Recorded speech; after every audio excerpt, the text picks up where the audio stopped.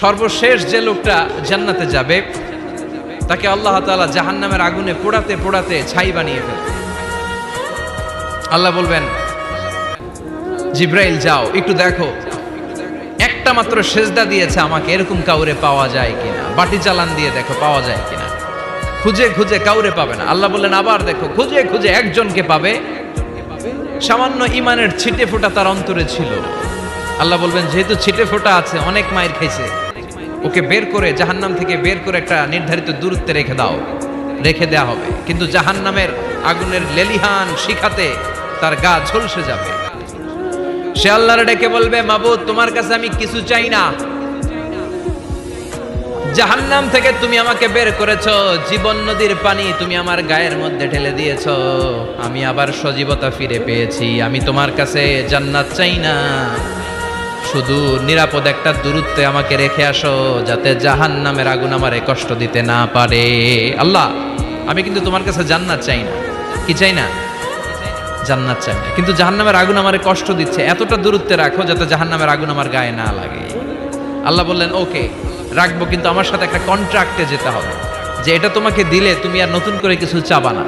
সে বলবে আমি রাজি, কন্ট্রাক্ট হয়ে যাবে। আল্লাহ জিব্রাইলকে বলবেন, যাও এমন দূরত্বে রাখো যাতে জাহান্নামের আগুনের কষ্ট না দেয়।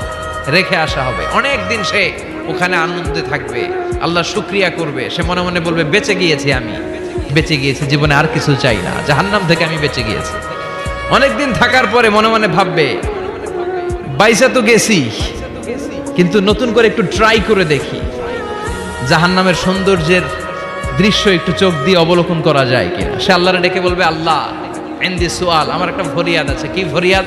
আল্লাহ আগেই বলে রাখি, আমি কিন্তু জান্নাতে যেতে চাই না। আল্লাহ বলবেন, কি চাও? সে বলবে, আল্লাহ তোমার জান্নাতটা তুমি কত সুন্দর করে বানিয়েছো, আমি একটা নজর শুধু দেখতে চাই। জান্নাতের দরজার সামনে নিয়ে যদি আমারে বসিয়ে রাখো, দ্যাটস ইনাফ, আর কিছু চাই না, শুধু জান্নাতের দরজার সামনে। আল্লাহ বললেন, তুই না ওয়াদা করেছিস, তুই না চুক্তি করেছিস। সে বলবে, আল্লাহ আমারে হতভাগা বানাইয়া তোমার কি লাভ? সুবহানাল্লাহ পড়েন। আমারে তুমি হতভাগা বানিও না। আল্লাহ বলে, ঠিক আছে, আবার সিগনেচার কর যে জান্নাতের দরজার সামনে বসিয়ে দিলে আর কিছু চাবি না। সে সিগনেচার করে বলে, আমি চাবো না। আল্লাহ বললেন, জিব্রাইল বেচারারে ধরে জান্নাতের গেটের সামনে বসায় দে।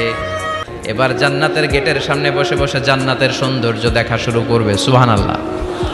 এমন সৌন্দর্য যেটা চোখ দিয়ে কেউ দেখে নাই, কান দিয়ে শোনে নাই। ওই সৌন্দর্য চোখে দেখে, কান দিয়ে আওয়াজ শুনে মাগার ভোগ করতে পারে না। অন্তরে জ্বালা আছে না নাই? এয়ার কন্ডিশনের রুমে ঢুকতে না পারলেও, এয়ার কন্ডিশনের রুমের দরজার বাইরে দাঁড়ালো, এয়ার কন্ডিশনের রুমের একটা ঠান্ডা বাতাস গায়ে লাগে না? কথা বলেন তো। ও যখন জান্নাতের দরজার সামনে দাঁড়াবে, ওর গায়েও এরকম জান্নাতের ঠান্ডা বাতাসের হিমেল ছোঁয়া গাটাকে শীতল করে দিবে। ওই শীতল হয়ে যাওয়ার পরে আর তো সহ্য হবে না, আবার আল্লাহরে ডাকবে। মনে মনে ভাববে, আর একটু ট্রাই করি না, দোষ কি, আস্তে আস্তে অনেক দূর তো আগাইছি। সুবহানাল্লাহ কইবেন না? এবার আল্লাহরে বলবে, আল্লাহ ইনদি সুআল, আল্লাহ তুমি যদি কোনো বিষয়ে নতুন করে ডিসিশন নাও, তোমারে জিজ্ঞেস করার মতো কি কেউ আছে?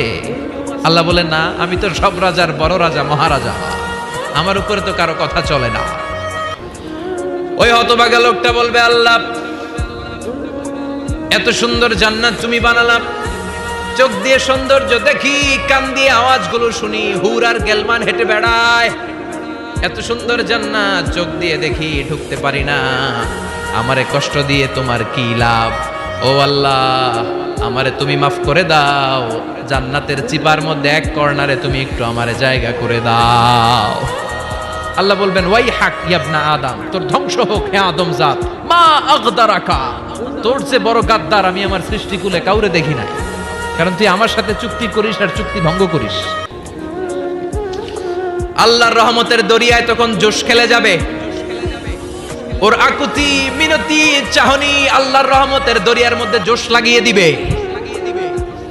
আল্লাহর দয়া হয়ে যাবে, মায়া হয়ে যাবে। আল্লাহ বলবেন, ঠিক আছে, জান্নাতে যা। লোকটা এবার এক দৌড়ে জান্নাতের ভিতরে ঢুকে যাবে। লোকটার দৌড় দেখে আবার লোকটারে আল্লাহ ডেকে বলবে, একটু দাঁড়া, একটু দাঁড়া, জান্নাত তো দিছি, তো দৌড় দিলি কেন? সুবহানাল্লাহ কইবেন না?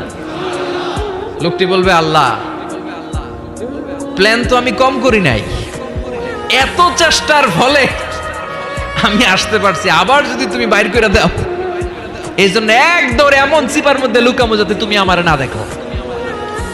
আবার আল্লাহর রহমতের দরিয়ায় জোশ খেলে যাবে, আল্লাহ কাছে ডাকবে, কাছে আয় ও গোলাম, তোর কি মনে চায় আমারে বল, আজকে তুই চাইতে থাক, আমি দিতে দিতে তোর মনের সব আশা পূরণ করে দেব।